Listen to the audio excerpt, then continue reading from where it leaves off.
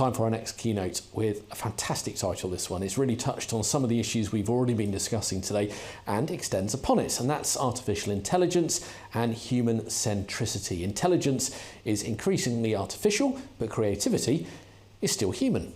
Fantastic title. Whoever wrote that one, well done. My guest today is Paula Starr, who's Chief Information Officer at Cherokee Nation. Hi Paula, how are you?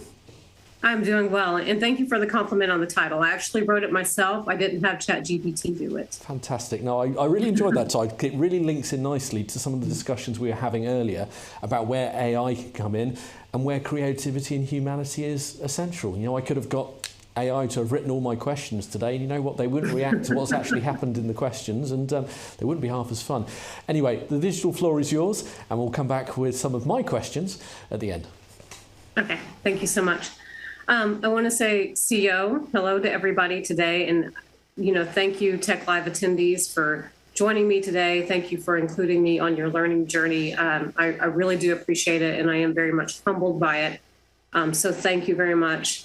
Today, we're going to talk about those things about us that are uniquely human, that we bring to technological change, and that I feel really prepares us for anything that comes our way, not just generative AI. So let's dive into it, because I got a lot of content, and I was timing myself earlier, and it's not looking good. So we'll try to get through it all. So my name is Paula Starr. I'm the Chief Information Officer at the Cherokee Nation government. Cherokee Nation is the largest federally recognized tribe in the United States of America. We have 460,000 citizens, and they mostly live across a 7,000 square mile reservation. I feel like at Cherokee Nation, we are masters of creativity, because we've absolutely had to tap into creativity in order to adapt and to survive. So we're an incredibly creative lot here. And as I talk to you today, I know that we have a shared experience. I don't know where you're watching me from today. I don't know where you've been the past few years, but I feel very confident in saying that we've probably had a shared experience. We've all lived through this pandemic. We have all seen an increasingly polarized worldview. We, instead of coming together, we seem to be diverging and getting very set in our thought processes. And we've all been hit with rising costs and inflation. And all of these things that we have in common are incredibly binding. But we're about to face another one that we all have in common, and especially as technologists. If you're watching this today and you're a technologist, we're all standing on this shared frontier of generative AI. And unfortunately, it's not one of those frontiers that we can go explore at our leisure and we can roam around and see what looks good. It's hurtling towards us, right? And so we have to be prepared. And that frontier is generative AI. And so when I say those two words, generative, well, it's three, generative artificial intelligence, I want you to stop and think, what was your gut reaction? What is your gut reaction when you hear those words? What do you think of? I find that reaction is also very polarizing. There's one of two ways that it can go. And the first is excitement about the possibilities. We've only begun to tap into the possibilities. Right now, we're at a very surface level, right? Like we're using generative AI in very superficial ways right now, on a very personal level. But those superficial ways are pretty darn good. They've helped us eliminate mundane tasks. So I had the privilege of visiting with several other CIOs earlier this week and really learning from them and just soaking in all the knowledge. And one of them said that he has been using AI to generate job descriptions. So you think about job descriptions, the way that I've always done it is I go out and do an online search, use a search engine, find 5 different examples of the job that I'm trying to create, and I pick and choose and pull from those sources. Well, now we just put in that input, right, into generative AI, and we get a fantastic, sophisticated output. So it's really, no one likes writing job descriptions unless you're a sadist. So it's a fantastic way to take care of something like that. There are skill gaps that are filled with generative AI. Another interesting example that I heard from that same group of CIOs, one of them said that he used generative AI to help him write a memo to one of his vendors asking for cost reductions. And now for someone who isn't great at the negotiating table, I think it's a really interesting way to get some inputs on what are the terms on which I could negotiate with this vendor? What are some of the things that I could go after? I thought that was an ingenious use case. Obviously, there are time savings to be had. There is no more precious commodity than your time. While certainly you can put a monetary value on your time, there's also that invaluable aspect of what gaining back time with your loved ones and those that love you and need your support. There's no way to measure what that means. And then, of course, there's productivity gains. All the time that I'm not spending writing a job description, or that I'm not spending trying to figure out the correct template for a recommendation letter, is time that I can get back, and I guarantee you I'm using it in valuable ways. Now, if you didn't react with excitement when I mentioned generative AI, you may have felt anxiety. And I would venture to guess that that is the emotion that most of us as technologists feel when we think about it, because it's a very overwhelming topic, right? And some of the things that we worry about job loss. While you may not be worried about your job, I don't really worry about losing my job. I do worry about the communities around us. I worry about whether we're ready to shift skills for those who could lose their jobs. I worry about our friends and family. There's also a worry about loss of data sovereignty. You're plugging in these inputs into generative AI, and they're no longer exclusively yours. They become subject to output. They become subject to other people's eyes. And so that's one thing that's very important to remember. And I've tried to get that message out here with Cherokee Nation government. And sometimes I don't know if we're really making inroads in getting that message out. I certainly worry about a lack of inclusion. There's a concern that there's a lack of diverse viewpoints being represented within the building of generative artificial intelligence. And then I begin to worry, are we going to become even more polarized? Are people getting left out? Now, in the United States, I realize that this is a global audience. And in the United States, I feel like there's been a lot of kickback on diversity and inclusion, a lot of kickback on those efforts. We're seeing it with our politicians and our legislatures. But my opinion is diversity only makes us stronger. It can only strengthen us. And I think that there are lessons in history that prove that out. You think about the Navajo code talkers and the other tribes that had code talkers. They absolutely helped us ensure during World War II that our communications were not intercepted and were not used against us. There's an argument there that diversity has actually saved our democracy. And so, again, I worry that we lose some of that diversity. There's one thing that I didn't put in this list that I absolutely should have is, can you trust the output? We've all heard about AI hallucinations. And so you still have to apply your human brain when you consume some of this output.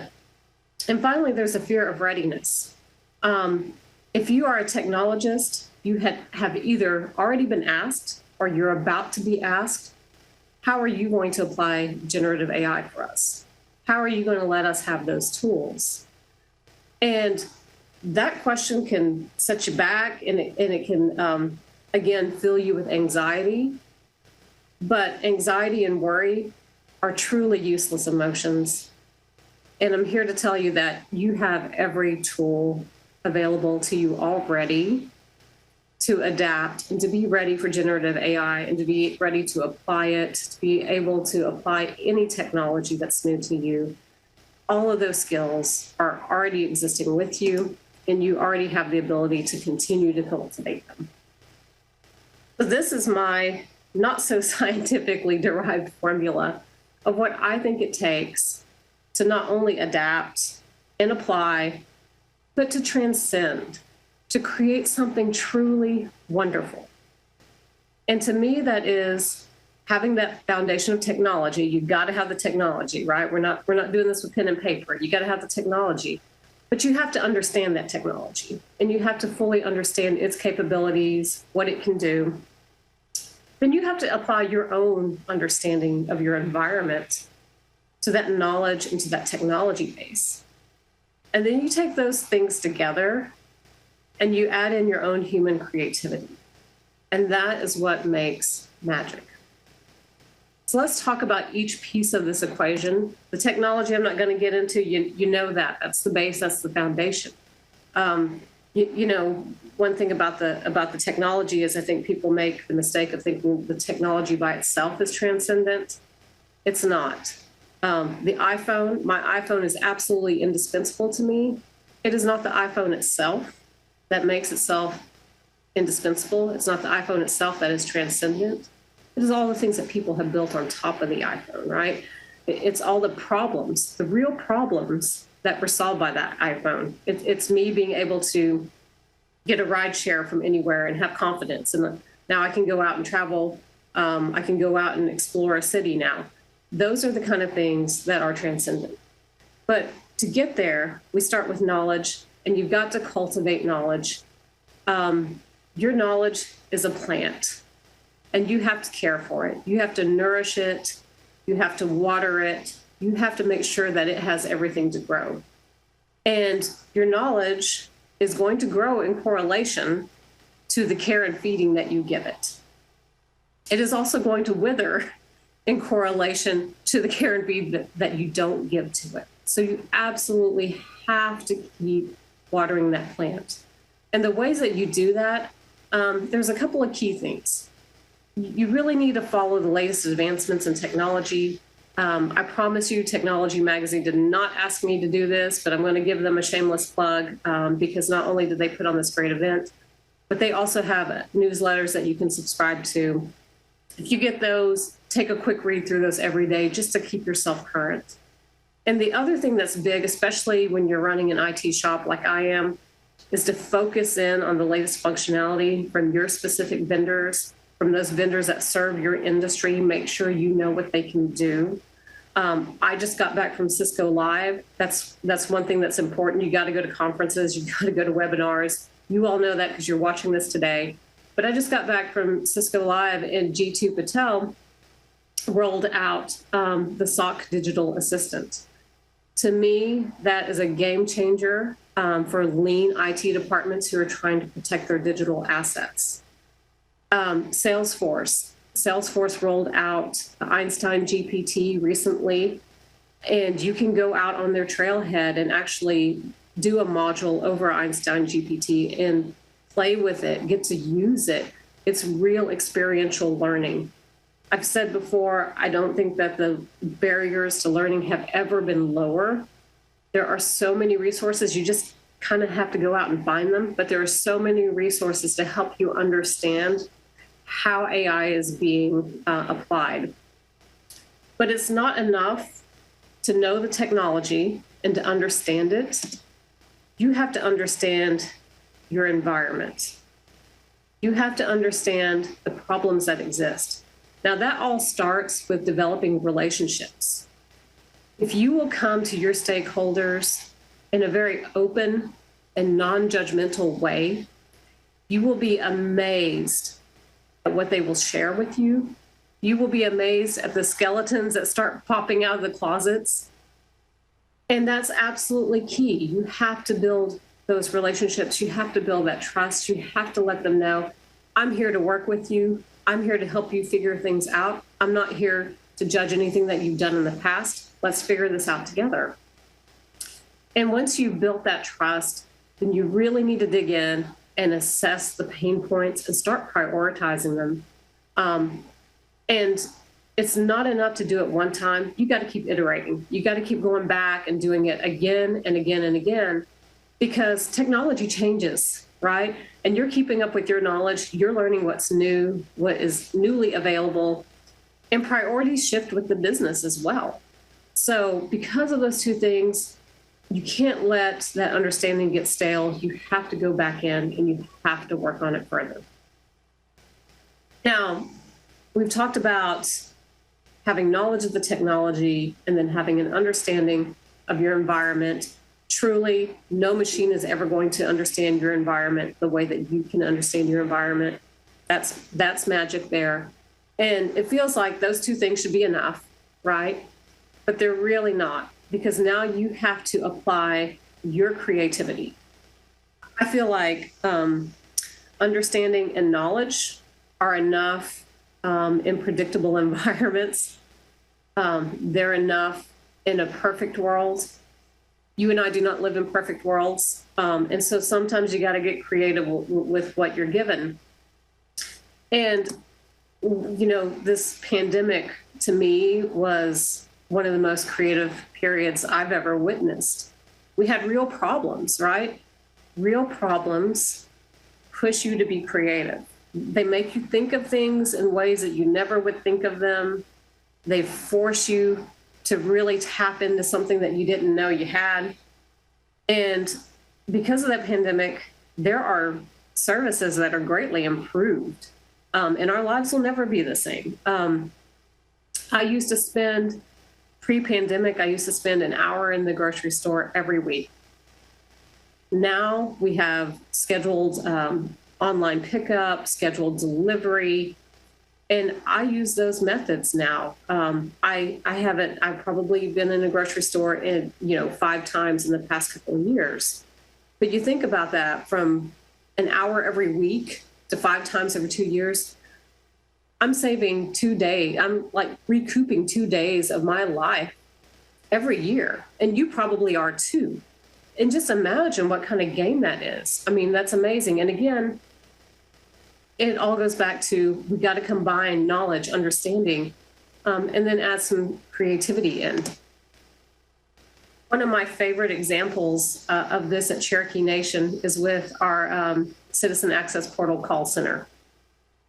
So we decided during the pandemic that we were going to make COVID-19 financial assistance available to all 460,000 tribal citizens. We did that digitally. Well, guess what? Not everybody is attuned to using digital, and a lot of people were. A lot of people got through it, had no problems. But you're always going to have that segment of the population who either can't use the technology or they're having difficulty with it. So you have to have other means of assisting them. For us, we knew we needed a call center. We'd never had a call center in our history, and we had a week to put it together. A week is not enough time to put together a good call center. So we really had to get creative. Okay, what technology do we have? Well, we have this Verizon One Talk system, and it will allow you to take calls from any device. So, okay, that's great. We can take calls from a laptop. We can take calls from a cell phone. Perfect. But we need people, right? We need people to man those lines. And they need to be in a space, and it's COVID time. So do we really want to throw people together in the same space? And beyond that, we don't have people to hire to put into this call center if we had a physical space. So as you think about it, the technology is great to allow you to take a call from any device. Okay, fantastic. That solves that problem of people being together in the same space. But who are the people that are going to man it? And so fortunately for us, it was summertime, and we actually have our own high school. We have Sequoia High School at Cherokee Nation, and those teachers were off for the summer. So we made outreach to the teachers. Hey, would you like to have some summer employment answering phones? And by the way, you can answer them from your house. You can answer them from wherever you are. You don't have to come into the office. So again, it was technology, and that technology was not necessarily fit for purpose for us for a long-term call center, but it worked for us in the moment. and we're able to use our creativity to blend everything together to create something that worked for us. I firmly believe that anyone can achieve transcendence in technology delivery if they combine those elements that we just talked about, taking the knowledge of the technology, taking your understanding of the environment, and your way of getting at the truth in ways that no technology can do. And then taking those things together and combining them in a creative way. You do those things, and I really, truly believe that transcendence will be yours. And I want to thank you today. In Cherokee, we say wado. Wado is the Cherokee word for thank you. I want to thank you for sitting with me today and taking in all this information. And I wish you best of luck in your journey towards generative AI. Well, wado to you, Paula. I hope I had a reasonable stab at that. I hope I got it okay. No, perfect. Thank you very much.